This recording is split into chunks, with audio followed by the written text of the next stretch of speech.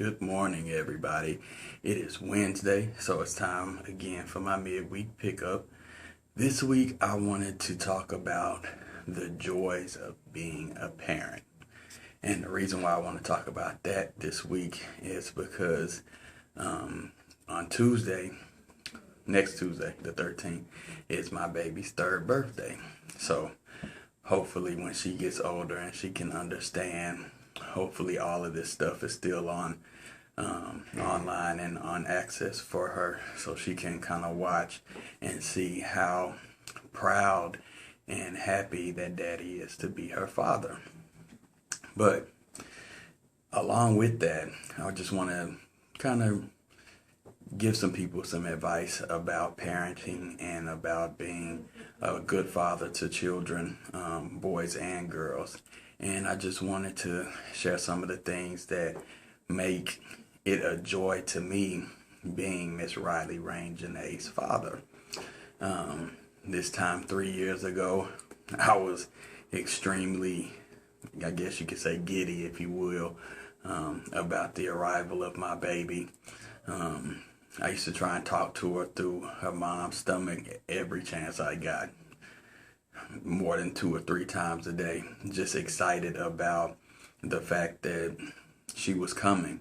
And another thing that had me extremely excited, and it's not throwing shade at anybody, but it's different when you have somebody coming into your life that is a part of you, that shares your DNA and your blood, and it's one person who starts off without a doubt loving you from the time that they really meet you. And the transition from becoming a father versus not being a father is completely different. I thought that I could prepare myself, but there's no preparation to this. It's something that you can think that, oh, I'm going to be like this, I'm going to do this, I'm going to do that. But then when you see your baby for the first time, when you hear your child cry for the first time, it's like most of the stuff you may have prepared for, yes, you're still going to do, but at the same time, your perspective is changed instantly. Like, it's almost like to me, it's almost like you instantly grow up. It's an instant change immediately, drastically. The first time I heard my baby's, her little cry, she was still being pulled out of her mom's stomach or whatever. And I remember me going over to her after they got her out to meet her, and her eyes was wide open. And I told her, I said, baby, don't cry. Daddy's here. And I guess from me talking to her so much inside, she recognized my voice and everything, and she just looked up at me and she was quiet. And from that moment on, it was just been nothing but joyful memories that I have of my child. She's the best thing that's ever happened to me. A lot of things have happened to me, but along with getting married and having my baby, she is the best thing that has happened to me and my family thus far. A child can do a number of things to you for your relationship, as far as bringing you and someone else closer together, bringing you and family closer together. It just all depends on what's going on in your life at that point in time. That ray of sunshine that enters is going to change not only you, but it's going to change the perspectives of the people that are around you, mainly your family and everything. But since my daughter has been born, there has been a lot of things that I have constantly tried to instill into her, and I'm going to continue doing this. And a lot of people may say that it might be too early, but I think it's never too early to try and get the understanding in your child, because I want it to be like when she gets to the point in her life, she can remember, hey, my dad always told me this or that. And what I always do tell my daughter, and this is something that I think that everybody should tell their children, especially I'm going to go from the girls aspect and the boys aspect. I always tell my baby, you can be anything that you want to be. You are a princess. One day you will be a queen. and you should always conduct yourself like that. You should always let people, know by your actions that you are royalty. And I think my daughter believes that now because I've told her so many times. She has even said to me that, I'm a princess, Daddy. I know I'm a princess. And she's also told me that she's a queen one time. But I told her, you're going a little too far. I've always tried to instill into her, that her mind has no limits. She can always learn more. It's always something that can be put inside of her that she can learn. And it's never anything that she cannot not learn. A lot of people, they might get to a certain point in their life where they feel like they can't be taught anything else, or they have gotten to the point to where they think they've learned so much, there's nothing else for them to learn. And excuse me for a second. I am at work, y'all, so bear with me.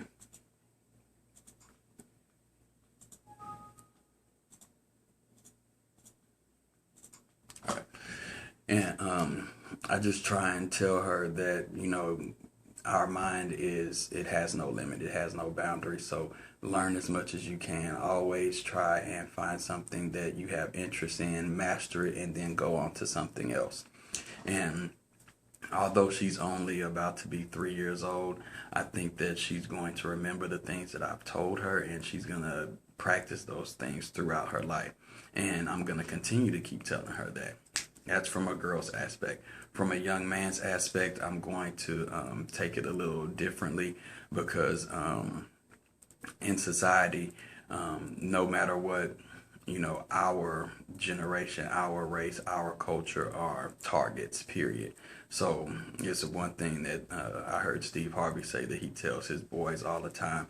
He went in there, he threw away all their hoodies. He tapes their registration and insurance on their dashboard, just in case they do get pulled over by the cops. They don't have to reach for their glove box or anything and give anybody any reason. And that's something that I will take from Steve Harvey and kind of put into my, I guess, parenting aspect, if you will. But, of course, times are going to change, and then it'll be something different than hoodies and everything like that. But as young black men, I'm going to try and, of course, be there for my son and listen always. And this is for both children. You have to always be there to listen to your child and be there to hear what's going on, because it's so many times that us as parents get so busy in work and careers and everything. Sometimes we spend time with our kids, but we don't actually get to listen to them, and we may miss certain bullying, or we may miss certain things that they go through at school where we can't per se guide them in the way of the right way of handling it because we're so busy. So what I'm going to be trying to do as I raise my children, and I only have one right now, but I'm saying in the future when I have another child, is I'm going to try and be attentive as possible. And this is where we can kind of stray our kids away from the most negative things in the world. We can't shelter our kids, but I want them to, number one, be aware of what's going on in the world, and number two, I want them to be able to sidestep things when they see them about to happen, or when they see, hey, I'm in a bad situation, let me get out of here before things get worse. And that's what I want to encourage everybody to do. Talk to your children, keep them aware, let them learn our history, because of course it's being changed. Just like they try and put makeup on racism, they're trying to put makeup on our history and make it look a little bit better. The lady on Facebook here recently went after the textbook publishers for what they tried to say African Americans came over this country to do, and they tried to portray us as we were workers and we were not slaves, like we were getting paid a wage to do a certain job. And we all know that that's complete BS, but that's what they're teaching our kids today.